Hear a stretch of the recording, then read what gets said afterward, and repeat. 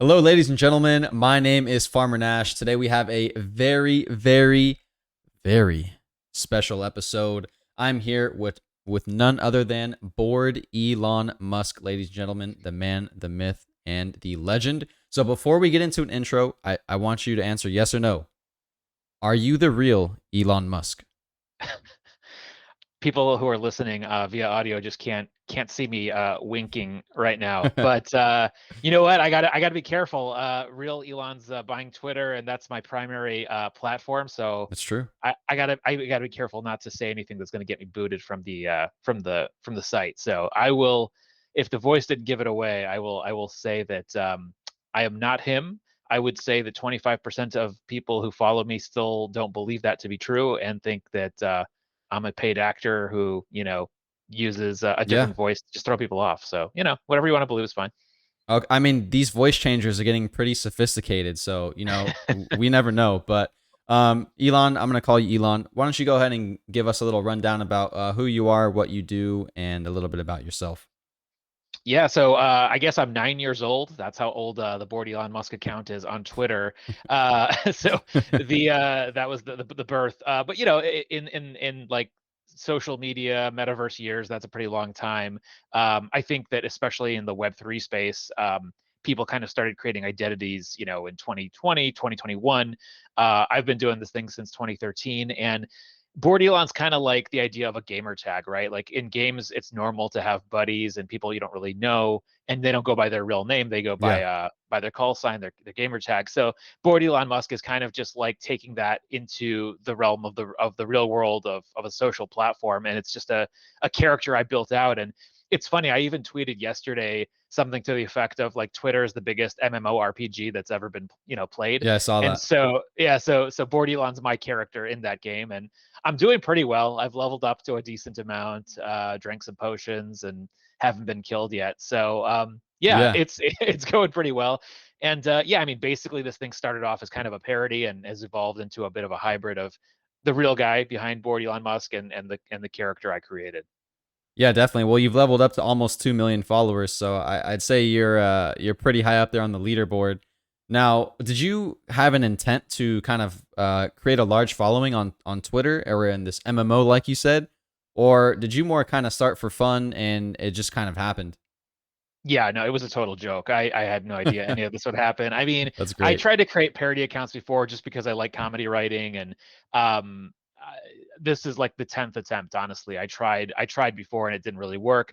And when I created the Board Elon account, it just really caught the attention of a lot of people in the tech space, and then he started to get really famous as well. And Yeah. fast forward 9 years, and obviously he's like the most famous Twitter user on Earth. So it Yeah. was luck to some degree, but I would also say that it was luck paired with consistency. Just being really diligent about coming up with content and engaging with people. But yeah, I mean, I never assumed that this would happen. I have since, turned this thing into a much bigger platform and opportunity for business, but it did not start that way. So I guess the lesson for me and maybe for others is, don't be scared to experiment a little bit. Try things that are not necessarily built with like a very specific goal in mind, and you never know where it's going to lead you. Yeah, definitely. And about the luck part, I think, yeah, you got a little lucky, but you also created that luck, right? You showed up every day, you put in the work. It seems like you genuinely cared about your content. So I think that's pretty interesting. And you said you started 9 years ago. Web3 pretty much wasn't around at that time, or at least not to my knowledge. Maybe like Bitcoin was, but not kind of what we see today. So is your account kind of focused on Web3 now, or do you do other things as well?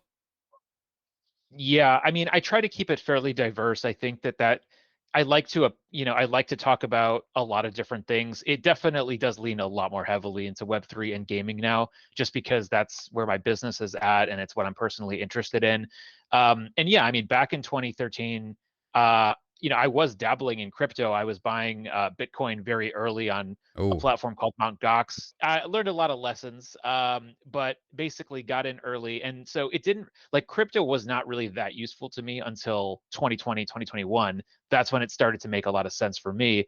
And so, yeah, I mean, I would say I'm like 50% Web3 focused, and the rest is just random stupid things that I want to talk about. that pop into my head.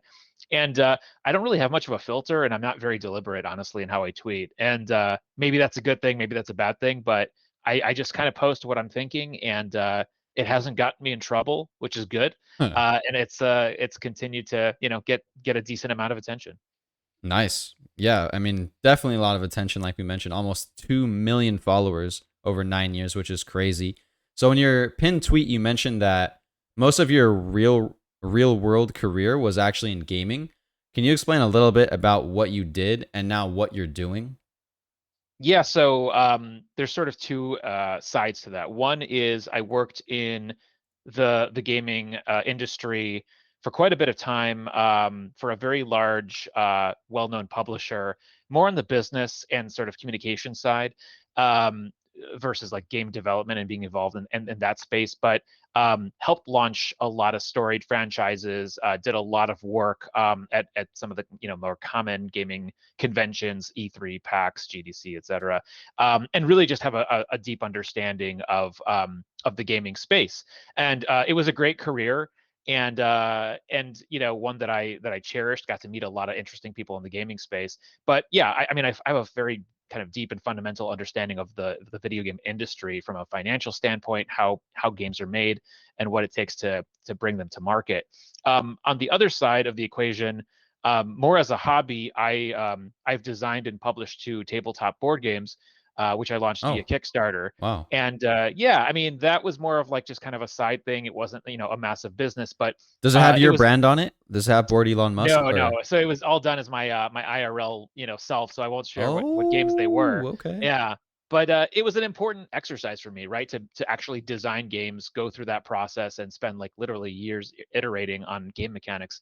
And that all translates to what I'm doing today with Boardbox, which is I'm acting as a bit of a curator of games, right? Like I'm trying to identify promising studios that are building blockchain games, like Web3 games, and because I'm putting my reputation on the line and trying to recommend games that other people should consider, it's helpful, right, for me to understand the business of video games, for me to be able to talk to founders and understand, are you going to be able to actually do what you're promising, and understand what game is really going to be able to have a strong chance of surviving. And so Boardbox ultimately is us delivering collections of games and providing people a discovery platform for games they might want to consider. And then it's also just a membership to a club of gamers and people who are involved in Web3 and crypto, but they're not like there to be degens and traders. They're Yeah. more interested in just playing fun games. Yeah, exactly. I mean, that's how we all started, right? We started as gamers, and now some of us are kind of looking more into the investment part of Web3. But I think in our roots, we're gamers, and that's kind of why we gravitated here. Now, before we get into Boardbox, because I want to talk a lot more about that, I want to talk about why you're here next to me as my green-headed friend, and I want to talk about kind of your persona. Why do you keep yourself hidden to the public? Is it a strategy? And do you think it's important to kind of separate your Twitter personality from your IRL personality? I'll use an analogy from the gaming world. You look at a guy like Dr. Disrespect, and people know who he is now. He's not like completely hidden, but he Yeah. created this character, and it's a very kind of singular character where he brings a certain persona to the table, and he kind of leaves the rest of it behind, right? Like you don't necessarily need to know where he grew up and like what college he went to, if he's married, if he has kids, whatever. Like he is there to do one thing, right? Which is be an entertaining gamer who plays and builds stuff and all that. So for me, like all the extra stuff that comes with my life, the real world person behind Bored Elon is sort of irrelevant to what I'm doing here.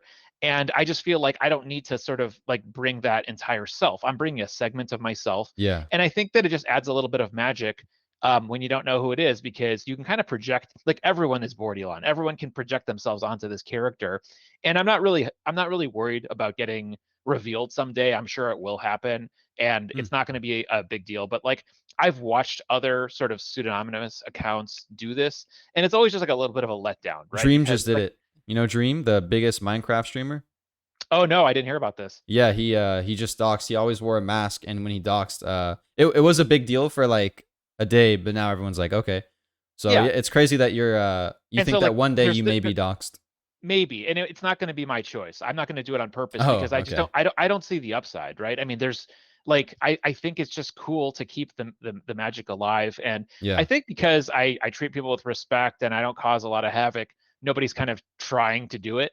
But ultimately, it's probably just going to be an accident, and somebody who knows me is going to do it, and that'll be lame and a bummer. But it's fine. I'm happy I made it 9 years. Honestly, like it's pretty cool to have gone this long. So yeah, I think that I recommend people, play in this space, like create a pseudonymous account, Hmm. use it to do something maybe that's like not on brand for you, and you don't have to worry about how people are going to judge you or whatever sort of like history you have. You can just kind of start fresh as a brand new character in this game, and try it out and see how it goes. And you can have multiple, personas. Like it's not unlike the real world. Like you might hang out with different circles of friends, and you're kind of a different version of yourself depending on which circle you're in. That's very much what I've been sort of experimenting with, is like I bring my real world self to family gatherings and people I know in real life, and Bored Elon is the guy who hangs out with all you Web3 nerds, and I like those being separate. That's funny. Yeah, that makes sense. This kind of reminds me of how people in everyday life wear different masks. Like, one mask you're a father, the next Hmm. mask you're a husband, and now you're wearing a different mask at work, maybe with your friends, how you mentioned stuff like that. So it does make sense because you can kind of like a lot of people online, and I don't mean this in a bad way, but they wouldn't necessarily care about other things like are you married, what city do you live in, stuff like that. So I think it can actually get them to focus on what's important instead of kind of like the things that are on the side, little side quests like that. Um, which is an Yeah, I mean, interesting point. it's very much, it makes you it's merit based, right? Like you have Yeah. to prove yourself based on what you accomplish, what you think, what you say, not I was born, rich, or I went to Harvard, or I worked for this, person. Like those are all, maybe important metrics for some people, but in this space as a content creator, like you're going to just prove yourself as, how based on how good your content is. That's all that really matters. Yeah, of course. And I want to kind of go into Boardbox now, which is your project. It is a Web3 project. You're looking to kind of spread the word on video games, maybe help games get played, and showcase fun games rather than games that are more cash grabby and just trying to take the people's money. So, can you explain to me what do I get with a board box? And also, why should I buy a board box rather than just straight NFTs from different games? Yeah. So the board box is meant to be kind of like replacing that feeling of serendipity that a lot of people used to get when buying video games. So depending on how old someone is who's listening, you might remember going to a GameStop or even Best Buy, or like Toys R Us, right? And just like Oh yeah, browsing the aisles and seeing games that you haven't heard of. And we have a little bit of that replicated these days, on the internet with like YouTubers and people who are introducing you to new games, but it's not quite the same. So Boardbox is meant to just provide that discovery of like, here are some games that you haven't heard of that I want to recommend because I've vetted them, I believe in them, and I think that they're going to be really interesting to try. And so the Boardbox itself is an NFT on the Ethereum network. When you buy it, when we sell them and we mint them, we actually mint them blind first, so you don't know which games are inside, and then we basically have a big reveal day, and that's coming up on October 18th. And oh so what we nice. Yeah, it's pretty soon. Yeah. So what we do is, instead of the typical like NFT reveal process, which is, you go to OpenSea and just refresh and see what your NFT looks like, we do it a little differently. We have a big reveal day.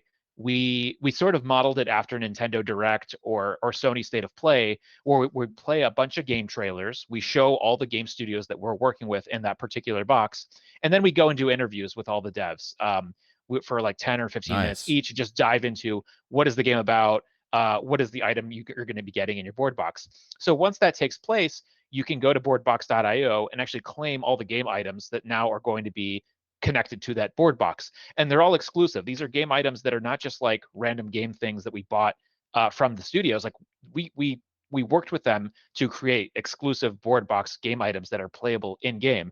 And so that might be weapons, skins, Cool. vehicles, Yeah. whatever it might be, anything that you're used to seeing as an in-game item. And so that's kind of the core the core proposition of Boardbox is it's a package of digital game assets. Once you've opened the box and you've claimed your stuff and it gets airdropped to you, you do keep the box. It's not burned or anything like that. And that serves as a membership pass.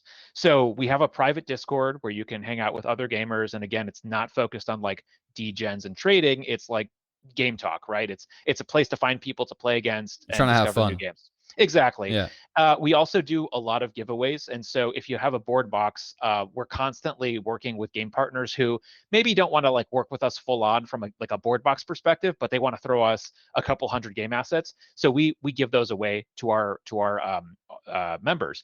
And then the other thing that's really excited is it's also a loyalty program. So the longer you hold a board box, the more loyalty points you accrue, and those are called boredom in our ecosystem. This is a new thing that we're launching this year. And so basically what you're going to be able to do is accumulate these boredom points and then trade them in for game items that you want for free. So it's very much similar to like airline points or hotel points, where basically like you're being rewarded for being a member, and all you Yeah. need to do is hold on to our box. Awesome. So, can you tell me some of the actual in-game items you get? Are they going to be like certain skins in game? Are you going to get, let's say, access passes to a game, or is it going to be all of those, just a random collection of all those? It's definitely a lot of those things. So for the B64, which is our second board box that's minting now, the partners haven't been revealed, so I won't give you too many hints on that. But the original box, our Genesis box, there were 5 items that were created specially for board box. So one is a Okay. jetpack for the game Crypto Walkers, and that was special because they had not released any jetpacks until the board box. Another is the board blaster, which is part of Galaxy Fight Club, so a really cool Ooh, laser gun. nice. A hoverboard in the game Eververse, so they have a really cool hoverboard racing game. So they created a board for us. That's funny. Um, Voxy Tactics, which is a strategy turn-based game, they created a board helm, so like kind of this really cool neon green helmet. And then lastly, Atom Car Club, which is going to be a racing game and a sort of digital car club, created the Mars Speeder, very much leaning into the Elon thing, and creating a vehicle that would be on Mars. So yeah, it's all different types of items. Some of them are kind of passes to mint other things in the future, and other things are just straight up game items that you'll be able to use within games. And our goal is to always have at least one game in each board box that is playable. I will preview with you that the majority of the 5 games in our next board box are playable in some capacity. So that's really exciting because we don't want people sitting on these things for like 2 years waiting for a game. Like, Yeah. you get these cool items, you want to be able to play with them soon. Yeah, of course. So, I actually grew up a gamer, right? I've been a gamer since I was, as long as I can remember, probably like 2 or 3 years old, as long as I could see and actually like hold a controller or a Game Boy or whatever it was.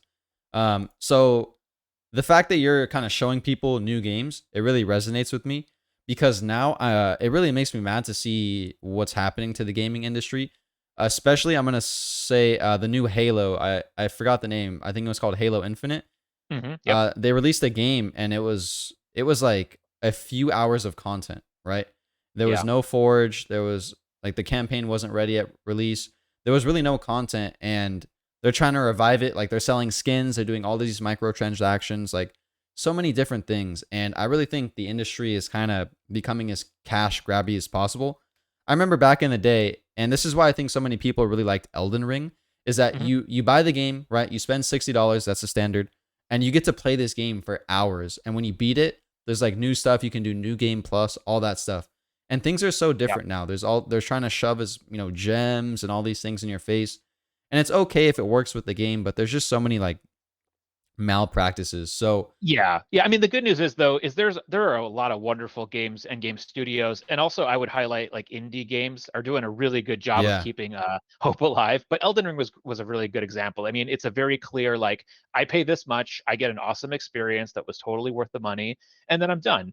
And so those exist, but there's a lot of manipulation and sort of like casino psychology that is used against players that is really unfortunate, especially in the mobile gaming space, which really stinks because like a lot of people who around the world who maybe can't afford a PS5, or a high-end computer, really just have mobile games to play, and a lot of those people are being sort of targeted by these very extractive models that prey on human psychology. So that's giving the gaming industry a very bad name. But yeah, I mean, definitely don't want to cast a too wide of a shadow. I think that there's a lot of people who are doing great work, and honestly, what's exciting to me is a lot of the people who are coming from the traditional gaming space into Web3 are bringing like the best practices to this space That's instead true. of like and they're leaving behind the cash grabby folks who just want to continue to like milk every dollar out of players.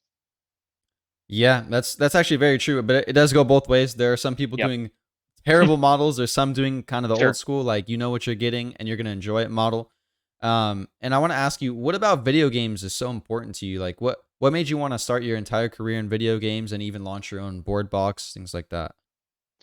It's a really interesting compilation of art forms, right? Like it's not it's not just one art form. I mean, I guess in itself it is an art form, but it is graphic design, it is music, it is film, it is game mechanics and game design. Hmm. It's just so many different um, levels of talent that are required to bring a game to life, and it's just one of the most imaginative ways to tell stories, and one that is not passive, right? So I grew up certainly loving to read books and watch movies, but when you could literally be a player in a story, that was just magical for me. And I think that what's exciting and what I've watched over my lifespan is that video games used to be kind of associated with like kids, right? Like if anybody grew up in the 80s with like the birth of Nintendo and even before that, it was never really seen as like a thing that adults did.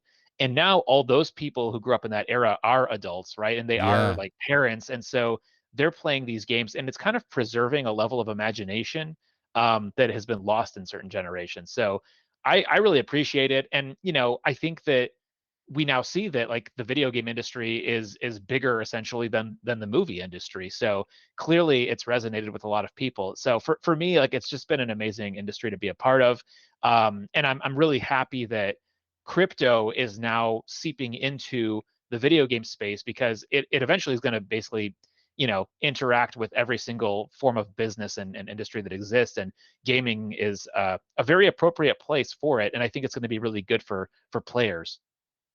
Yeah, definitely. I agree with you. And what's funny is that about 1 week ago, do you know who Video Game Donkey is? Yes, yes. So for those of you that don't know, Video Game Donkey is he's been a YouTuber for countless years, probably over 10 at this point.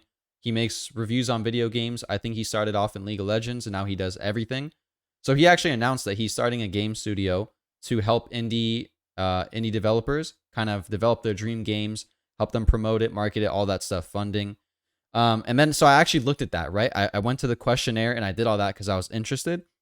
And then there's a little check mark in the bottom. It says, my game does not contain any crypto or NFTs. And you had to agree that your game was not a Web3 game. Why do you Hmm. think people don't like Web3 games? And why did you specifically want to choose Web3 games for the board box? I think that Donkey and many others basically have seen a lot of those nefarious tactics used by game publishers that you mentioned earlier, whether it's loot boxes or gems and just like those psychological tricks. And it feels maybe like, okay, crypto and blockchain gaming is just like another version of that. It's going to basically be very extractive. It's all a scam, and it doesn't add value to video games. And to some degree, I think the most valid criticism is that it's going to ruin games, right? Because like if you turn video games into a place where people can just like make a lot of money, Hmm. it's going to ruin the experience for other players who are there just to have fun. And I think that's a very valid concern. And I think it's on the game designers to make sure that doesn't happen, and to ensure that like these two groups of people can coexist. Meaning, if I'm here just to play the game for free, baby, I can have a lot of fun. And Yeah. if somebody else is there to like play as well, but also make money, neither of these groups is going to impact each other negatively. And I think some of the examples we've seen in blockchain gaming early on maybe were not the best examples of that. In that you could see the desire to make money run away from like the core reason for video games, which is to have fun and entertainment. So I think that that is just an attitude that is going to change. I remember, myself like coming from the traditional gaming industry when free to play games first emerged. They were really like laughed off, criticized. Yeah, People League. didn't think they were real games, I remember and that League all of changed, Legends. obviously. Exactly. Like Yeah. there's so many games just like that. Overwatch is now going free to play. Like that is the model that took basically 10 years to become legitimate.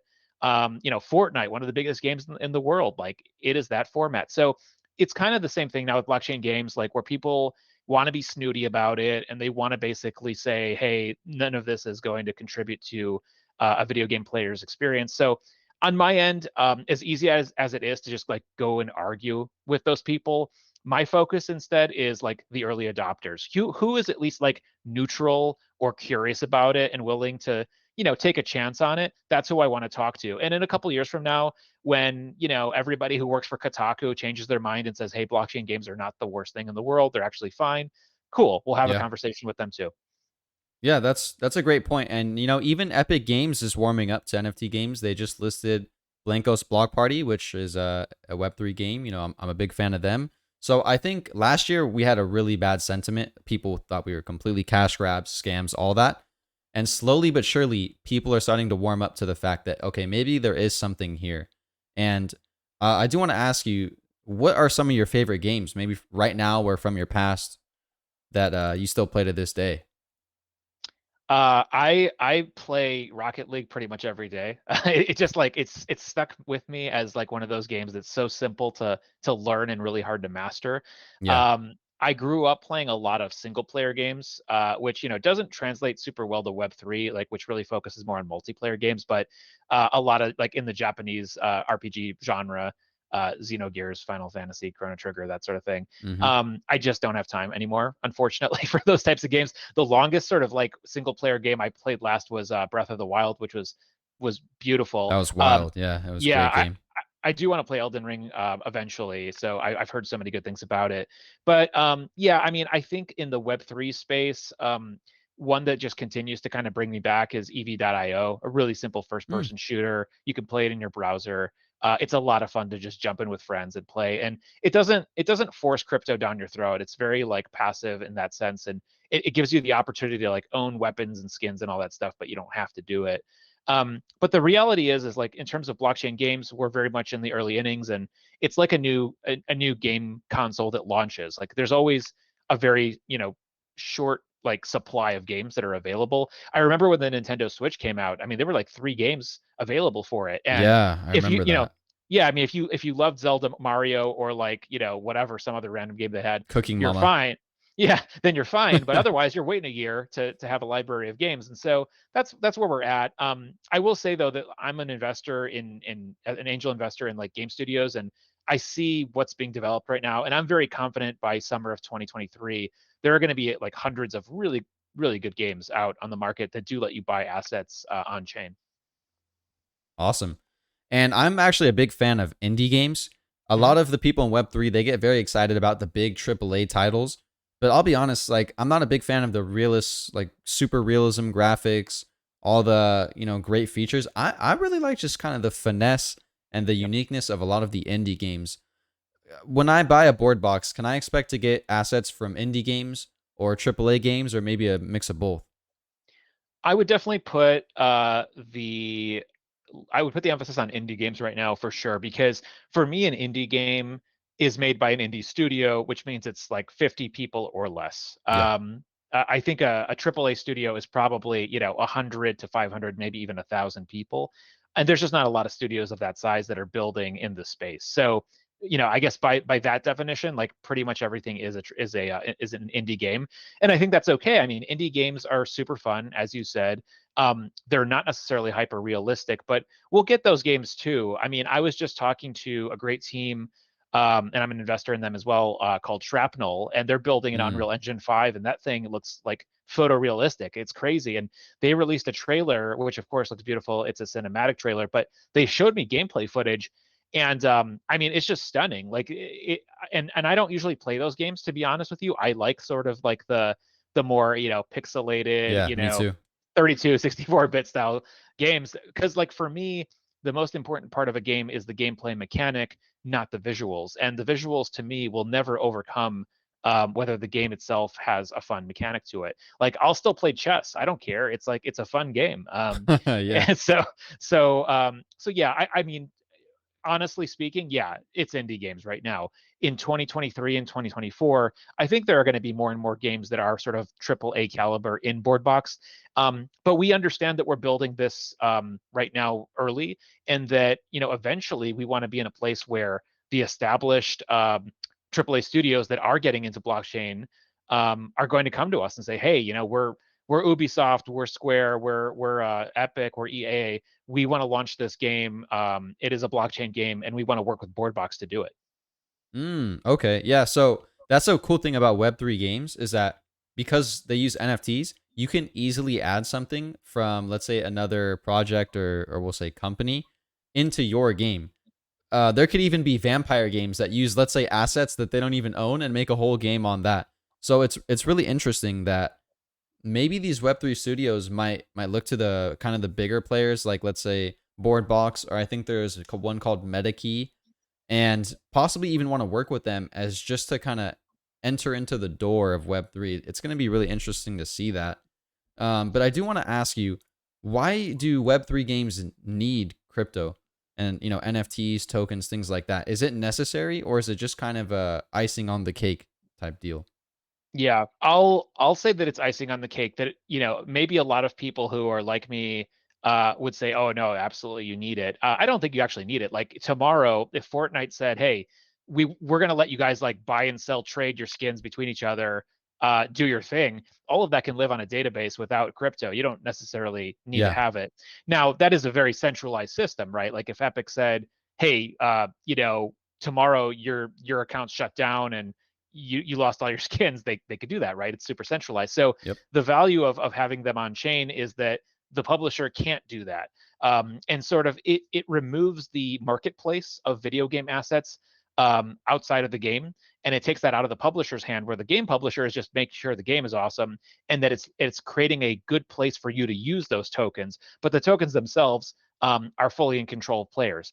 And I think the future basically is going to be a spectrum of those things. Like some people, don't necessarily want to get super deep into crypto, and they'll just buy and sell stuff in games that are centrally managed by the video game companies themselves. And then other people like you and I will say, no, I'd rather have way more ownership over my stuff, and I will hold it in a decentralized manner. So Yeah. you'll just have games that just decide how they want to play that. The reality is like there are people who are more tech savvy or less tech savvy, and there's always a good assortment of companies that want to meet them where they are most comfortable. But I don't think it needs to be an extreme one or the other for everyone to win. Yeah, I agree. I think it'll be somewhere in the middle. And I also was thinking kind of hard about this question. And I genuinely feel like there's going to be some type of, I'm not going to say breakthrough, but some type of new idea that's going to surface that we haven't even thought of yet. And there's going to be some type of new innovation in this space. And I'm really looking forward to seeing what that is. Could happen in the next year, could be in the next 5 years. I'm just very excited to see how it progresses. Now, I want to talk a little bit about the actual in game economies. So right now, a lot of games are kind of based on like we'll say Ponzi-nomics. So basically, all the tokens are going to zero, right? All the early investors losing a lot of money. All the players who bought the playable characters and assets and stuff like that losing a lot of money. So how can we stop this? And what should we do about this situation? Um, It's a great question. So I think that for a game to take revenue that it is earning through, in-game purchases and whatever activity, and then send that back to players, for that to be appealing, not all players can be earning equally. In other words, there's a pie of money that is generated by a game. Now, if you want everybody to be able to earn money, then yeah, it's a Ponzi because you need more and more people coming in to then fuel paying all the Yeah. other people before you. But if you have a game with, let's just say, 100,000 people, and it's really like the top 10% or 25% who are competing and winning, who are getting all the money generated by that game, then it's not a Ponzi, right? Like then it's like a very elaborate raffle that's based on skill. I mean, it's like a poker tournament, right? Like Yeah. you Yeah. enter Yeah. a poker tournament, most people get knocked out, and the winners keep the money. That's how this works, and doesn't become a Ponzi. The current system right now for video games is a publisher, builds a game. People buy stuff in that game, and then all that money goes back to the publisher. Now, of course, they spent money to make that game and maintain it, so they should get money. But the reality is that maybe they don't need to get all of it, right? Like maybe half of that money can go back to the players, and not be spent on things like advertising and marketing and stockholder dividends and all sorts of things, but actually Trips to goes back to Cabo. players. Yeah, trips to Cabo, whatever, executive jets, all that stuff. So like it's a lot more appealing to you as a player if you can kind of get something back from the game that you're contributing to. So that's powerful. And ultimately, like the Ponzi-nomic thing is only really an issue when it comes down to tokens and sort of issuing tokens to players as a reward. I think of blockchain gaming as a much more simpler equation, which is you bought something that is a digital asset. It probably is scarce, and you own it, and you can do whatever you want with it. You can trade Yep. it, and you can sell it, and that's it. Like you don't necessarily need tokens in games. Some of them make sense, some of them don't. But when I'm talking to somebody who's a little bit newer to this space, I don't get into tokenomics at all. I mean, I just talk about like, hey, you used to be able to go buy a game at the store. It was a cartridge or a CD, and you would play that game, and then you could go sell it to your friend or to GameStop. And that changed because eventually games started to be downloaded as digital files, and you no longer had the right to sell that digital asset that you paid for. So it's kind of like we're just going back to like you bought this thing, this physical media, and now you get to do whatever you want with it. Like that's a really simple analogy that I think people understand. Yeah, that's kind of true. And I think we're getting to the next level where a lot of companies are realizing, okay, maybe we don't need a full on token. Maybe Mm-hmm. we'll just release an NFT. It'll have a scarce value. It'll be a collector's item, stuff like that. Maybe it'll give you a slight bonus in game. And people are really warming up to the fact we're trying new models, we're doing new things. I'm really excited to see what's going to work. And there's kind of when I started NFT gaming, I started with the sandbox. For those of you that don't know what that is, it's one of the largest, if not the largest, actual metaverse. And basically, it's kind of like Minecraft, except there's a set amount of chunks, like squares, and you get to own one of those squares in the game. So it's really interesting to see kind of the different models that people are going to go with, all that stuff. How do you feel about the metaverse, and what do you think the metaverse actually is? Are we in the metaverse right now? Because you're literally a floating green head on my screen. So I could technically be in the metaverse as we speak. I recommend everyone picks up a book called Virtual Society, written by Herman Narula. He is the CEO of Improbable, and Hmm. Improbable is the company building the Bored Ape Yacht Club other side platform. So Nice. he definitely talks about this far more eloquently than I can. But yeah, I mean, in a way, like the internet is the metaverse. Like it is basically the interconnectivity of everything. You could argue that language itself is a metaverse, that math is a metaverse. In the context of like Ready Player One, Neil Stevenson metaverse, it's basically like it's every sort of digital experience connects to another. I don't think that's real. I just think that like humans are too selfish and don't want to be like in this sort of like digital socialist republic where like everything is neutral or is owned by like one person. So I think metaverse is like a fun little marketing slogan or idea. But I've kind of like lost hope on it being something that is of substance. And I think with gaming in Yeah. particular, like it's really just not important. Like you have a universe, right? Like there's a gaming universe. Like Riot has a gaming universe. They have many games and they have characters that appear in those different games, and so does Blizzard, and so does Nintendo. Like so, that's fine. We've had this for decades. To me, that's enough. This idea of interconnectivity isn't that important because it's never really been a technology problem. It's been a human problem. Like people don't want to always collaborate and share their intellectual property with other people. And so it doesn't matter how easy you make it from a tech standpoint. If people don't want to do it, it's just not going to happen. And I don't see that happening anytime soon. Yeah, I don't see it happening anytime soon until we have like a full on suit where I could feel a fly go on my leg and stuff like that. Then maybe we'll be in the metaverse. But I think right now there's a big gap between people are joining the metaverse for fun and people are trying to invest in the metaverse. I'm not gonna basically what you want to do is invest in a game that a lot of people are gonna play and spend time and spend money in. I'm not gonna spend time in a metaverse if I'm just walking around looking at grass. So Exactly. and I think there's so many people building metaverses and they're just kind of like they don't really have a plan of how they're going to get people to the metaverse. We saw that these types of games can work with I believe it was called Second Life. and VR chat some other ones. But do you think that anytime the metaverse will be kind of something that everyone's going to, maybe after school, after work, stuff like that? I think it's going to be boring if it's just, a place to hang out. Like you can already do that without this virtual environment. Hmm. So that's my personal opinion. Like a Twitter space is a place to hang out. You don't need to have 3D, 3D goggles and all that stuff to do it.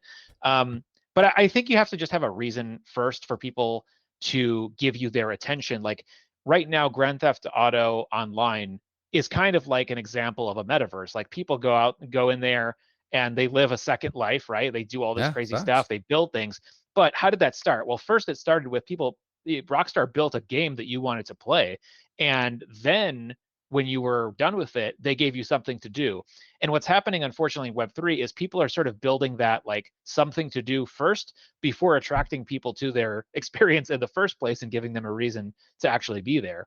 And it's sort of like a, hey, we built this world, now you all come to it and do stuff and make it interesting. It's like, no, no, you make it interesting, and Yeah. then I'll show up and build stuff. And it's just being done a little backwards right now. Yeah, that's a really good point because I tried to actually make something in the sandbox metaverse. This was maybe a year ago. And I couldn't even like put it in my game or in the game really. There was nothing to do.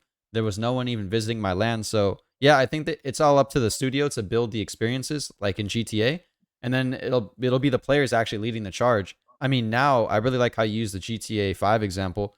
There's literally RP servers, role play of like people are going in as cops. They're Mhm. like people are being strippers. Like it's crazy. There's so many different people actually playing the game, and that's a good point. It actually is a kind of like a metaverse. It just doesn't have crypto and I NFTs. mean, it's a better version than I've seen in Web3 by Yeah, far. yeah. That's facts, honestly. Now I want to get into kind of the blockchains and what we think is going to be the future of Web3 gaming. So your board box is on the Ethereum blockchain. What are your thoughts on kind of a multi-chain world versus one chain being the winner, right? So we have Ethereum, Solana, Cardano, Matic, Ronin, etc. Does it matter which chain that you use for your game?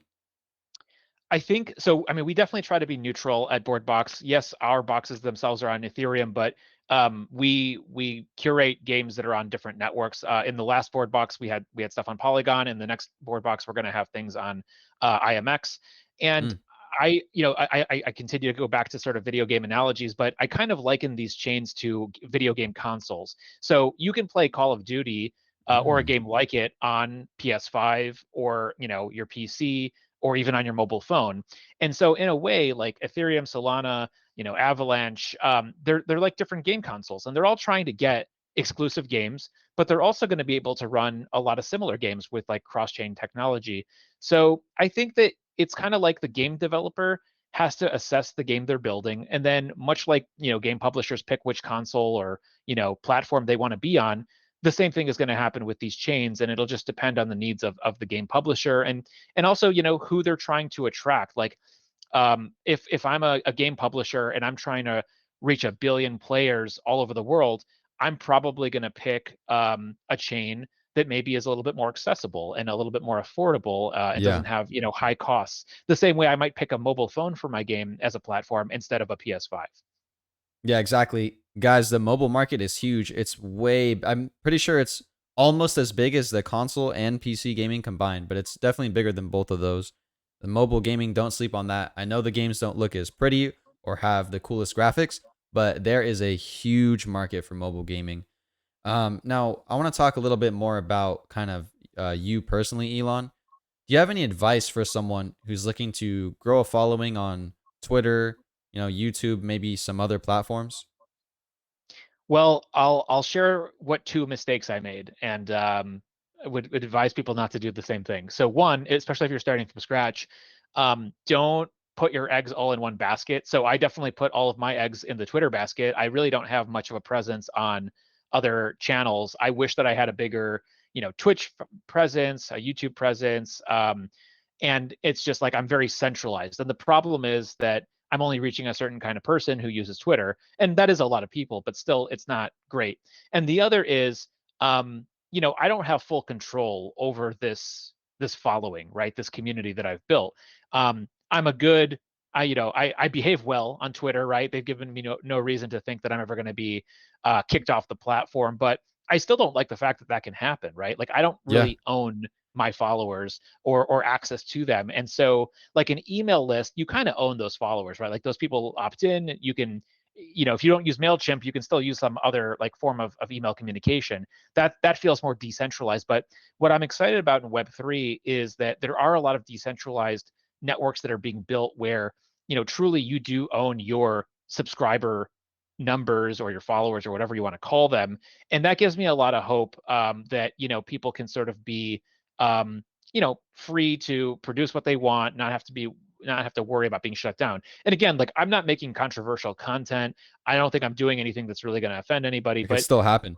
it can still happen for Yeah. whatever reason. And so, Elon buys Twitter and he's like, hey, I don't want to have any competing Elons. You're done. You're off the platform. So like Yeah. that sucks. I put a lot of work into growing this and I don't want to lose it. So yeah, I definitely do recommend that people who want to build a following, if you're doing it on Web2 platforms, definitely diversify across different channels just to sort of like, make sure you're reaching different kinds of people. And then I would definitely also dabble and invest in emerging, decentralized networks that basically let you truly own your audience. And Oh. I can't say there are any that are emerging as like massive leaders where they're getting millions of individuals every single day, but we'll get there. And I think just like study the space and see which of these platforms might grow and might become the next Twitter, and try to invest in it because it's certainly helpful to be early and to grow a following before the masses arrive on a platform. Yeah, you know what? That's actually some major alpha right there. And that is, we all wish we started TikTok a year ago. And then in 2009 or whatever, we all wish we started Facebook a year ago. Right? So right now we're quite literally we have the chance to find the next TikTok, the next Twitter, stuff like that when no one's even using it. And like there's so much market share that we can take just by making content on these smaller web3 platforms. Yeah, probably 90% of them or 95% aren't even going to make it. But if you can kind of lay out your seeds and kind of wait for those crops to grow up, then yeah, that's a really good idea, especially because it goes with our whole Web3 ethos too. Like you probably can't get banned. You probably have a little more control over what you're able to say, your audience, things like that. So that's some huge alpha right there. Now, speaking of advice from growing the social media, you have any advice for someone who's looking to start a Web3 project, or maybe something you could have told yourself before you started Boardbox? I think that it's important to experiment and try new things, but it's also we live in a space and we work in a space where there is real money at stake. So you have to be careful, right, about who you trust, what platforms you connect your wallet to. I think that it's important to also remember that like you don't necessarily need to be somebody who is extremely technologically savvy to participate in Web3. I felt like the early days of crypto, especially, were really meant for like people who were, software engineers who could like understand contracts, and it always felt a little bit kind of exclusive to somebody like me who's more on the creative side who likes to write. And so what I've liked about the last 2 years in Web3 is it's really been a more interesting space for people with a variety of talents, whether it's visual art and design, whether it's game design, whether it is music. It's just felt like it's been a lot more inclusive to different types of creators. So that's been really promising. But yeah, I mean, in terms of advice, just like absorb as much as you can, listen to podcasts like this, and find smart people who have similar interests and will fill in the gaps of knowledge that you don't have. Awesome. Yeah. And speaking of listening to podcasts like this, guys, make sure you hit that like button. Make sure to hit that subscribe. Also, Elon's links are going to be down. Make sure you give him a follow on Twitter and anything else he's going to give me too. So, speaking of playing games, things like that, is there any collabs we can look forward to? Maybe in the future board box drop? Hmm. Hmm. What can I share? Besides the 5 games that we are going to feature in the B64, um, we work with game studios almost every week to bring our members new games and game items that they've shared with us to distribute out to our community. So I will say that a little known secret about the Boardbox Discord is that it is private for people who own a Boardbox, but we released a collectible poster. There's about 1,000 of these posters, and they're commemorative items for the 5 games that we originally partnered with. But if you have a poster in your wallet, you can get into our Discord, and they're pretty inexpensive on OpenSea. So if you just want to, go in and kind of lurk and talk to cool people and learn about games, you can do that very easily. We don't advertise this very much, but that is a nice way to get a sense of like the partnerships that we're working on, and participate in some of the the exclusive like demos and other things that we bring to our players. Nice. Yeah, I actually didn't even know about that. And how much is it if someone's looking to actually purchase a board box? How much is it right now? So the original Genesis box, we have 1,000 of them. We sold 620 or so, and so those sell for 1 ETH each. It is definitely a premium item, and I understand that. But part of that was very purposeful to make sure that we get people who are players and not just like Mm-hmm. flippers. The B64 is appropriately priced at 6.64 ETH. And so, Nice. our goal is over time, as this space gets bigger, as we grow our community, we want to keep reducing the price, and we already have stuff planned in the future that is going to be more accessible. But like most technologies, a lot of the sort of early adopters are paying a bit more, and we think we're bringing the quality of games and follow up value to people to justify the price point that we're asking for, but also understand that it's a tougher market right now, and not everybody has like an ETH or 0.64 ETH lying around to buy game stuff. So we're being patient. We're not the type of project that cares that much about selling out immediately. We sell a few boxes every single day, and that's what we're going to keep doing. It's kind of like if you walk into a luxury goods store, Yeah. whether it's watches or purses, like they have items on their shelf and they sit there until somebody comes in and buys them, and that's okay. Like that's very much the model we're following, and we're very comfortable with that. Awesome. Yeah, that's a good point actually of kind of a luxury goods store. Like there's a ton of Rolexes on the shelves, but then when those stimmy checks hit, the Rolexes were flying off, guys. So if you ever get another stimmy, make sure to pick up a board box. But no, that's a good point because I remember when you guys were launching, it was quite a while ago, maybe a few months. But I was really excited. I wanted one, but it was 1 ETH, and at the time, ETH I think was like 2,500, and I was Yep. like, I don't know if I could spend that on like a single NFT. So yeah, it definitely is a luxury good, guys, and I think if you believe in Elon to keep providing you guys value, then maybe pick one up. And I want to ask you, for your future buyers, what do you actually do to vet these these studios, these games? And what questions do you ask them? And then I want to hear about one time where you actually didn't accept the game, That's a if you good can question. say that. Yeah, I won't name them, but yeah. Yeah. We try to meet with about 100 game studios before we narrow it down to the 5 that we picked. Woo. And yeah, and that's not to say like all the 95 weren't a good fit. It's a variety of factors. So first of all, we meet with every single team, so it's a lot of conversations. Like most of my day is just talking to people in the gaming space and talking to studios, which is it's fun. It's tiring, but it's fun. Yeah. And so we ask a lot of questions. We try to get to the root of, okay, what genre is this game? What are you doing different from games that are in this genre? What does your development roadmap look like? What games have you built before? Are you somebody who's like building your first game, or do you come from the gaming world where you have experience and you understand what it takes to bring a game to market? How are NFTs going to be used in your game? And who are you, right? Like, who are you, the person? Like, why? Who are Because you? yeah, who are you? Because Yeah. well, here's the thing. Like, I'm a pseudonym, right, with like no identity, Yeah. but I spent 9 years building my reputation, and there's a lot of people who are very reputable that will vouch for me. And so I'm not Very opposed to true. working with people like that, who are also pseudonymous, but like you better have somebody I trust who vouches for you and says, yeah, this person is talented, and they're not going to rug pull anybody. Because when I created the Boardbox brand, like that was very much me lending my personal identity and reputation to this thing, and I don't want to recommend games that end up being scams. So we do quite a bit of vetting. And what I will say is, like, I'm never going to guarantee that every game we recommend is going to be fun for you, but I am going to try to guarantee that it at least gets made, and that it's at minimum not a scam. Like, it Yeah. is hard to make a game. Some people will fail. Anybody who's backed a Kickstarter project knows, like, not all of them end up making it. But if that was for reasons that were legitimate, and you just honestly you swung for it and you missed and it didn't work out, I think people understand that.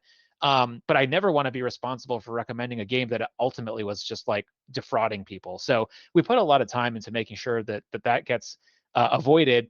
But more so than just vetting for like trust, it's just trying to vet for games that people we think will enjoy and also haven't heard of. And I'm really excited about the B64 lineup that we're going to share on the 18th, because I'm pretty sure that there are going to be games that most of our community has never heard of and that are super fun, and they just don't have the recognition yet that they deserve, because they haven't spent a lot of time on marketing and hype. They've just been building games, Nice. Watch and out then for those guys too. They will deliver a product. They're just finishing a product exactly. before they start the marketing and selling all that stuff. So they're coming. Yeah, and I'll answer like the last part of your question, which is like, who did we just flat out reject? Without going into too much detail, I mean, it was a game that was not very different from like one of the most simple, addictive mobile games that you've ever played. And they were raising money from investors and valuing their company at $40 million. And I tried not to laugh when I heard that, but I basically just said like, this is a joke. You're just taking advantage of a frothy market. And it struck me as like, you're not going to honor my community. I don't want to recommend this at all. So Yeah. somebody who just basically was like trying to take advantage of the market. So yeah, that was a hard no and a quick no. And yeah, that's sorry. I hope they do well, but I haven't heard about them since. So maybe it was a good call. Yeah. And guys, a lot of things that we may not understand because some of us are doxxed or like maybe we're not as popular. So we just think, whatever. But even though we may not know who Bored Elon is, he's still been curating a reputation for the last 9 years, and that's valuable. Just putting his name behind something is it's worth a lot to him. And if he were to tarnish that by, let's say, promoting a game that was a rug or something like that, like I mean, you could lose trust like that, especially in Web3 space. So he needs to be very careful with who he puts in the board box, who he partners with. So it's really important for him to pick the best games or the ones that he believes in, because his reputation is on the line. 9 years of him working hard, showing up every day is on the line. Um, Yeah, I appreciate you saying that. I mean, yeah, it's worth a lot to me, and in some ways, the reputation I've built with Board is bigger and more valuable than my real world reputation. So I don't want to like risk that just to run away with a couple $100,000 or something. Like I want this. I'll say a crazy thing. Like I want to be able to will this identity to my children so that they can like use it in the future. ooh, And if nobody knows who I am, I will definitely do that. So yeah, I'm not going to throw it away for a short-term game. that would be crazy. Hey, that's some real metaverse stuff right there. Honestly, that's like actual metaverse stuff. But I mean, who knows? Since you're the real Elon Musk, maybe you'll just have Neuralink, and you'll actually just be able to keep transferring it to yourself throughout the next like 1,000 years or whatever. Who That knows? works. That totally makes sense and is on brand. I might steal that story. But all right, Elon, it was amazing having you. Why don't you go ahead and tell everyone maybe where they could find you, and then any closing thoughts, something you want to tell the people. Yeah, thanks so much for having me. If anyone doesn't follow me or is new to the Bored Elon Musk identity, it's just that on Twitter, twitter.com/Bored Elon Musk. Really appreciate the follow, and I'm pretty good about responding and engaging with people. So I always appreciate questions and comments. And please do check out boardbox.io. We are doing our big reveal celebration on October 18th. And so if you're listening to this before then, hope you tune in. And if not, it's going to be recorded, and would love to have you check it out and consider buying a B64. Nice. All right, guys, if you want to support someone who genuinely cares about the gaming aspect of Web3, not just the cash grabs, things like that, someone who vets their projects, does all the work like that, make sure to give them a follow. Links in the description below. And then make sure to give me a follow, like the video, and comment who you want to see next. We interview founders, projects, games, anybody. So make sure you let me know in the comments. And we are going to sign out, everybody. Thank you so much for coming. Remember to like, subscribe, like, subscribe, like, subscribe.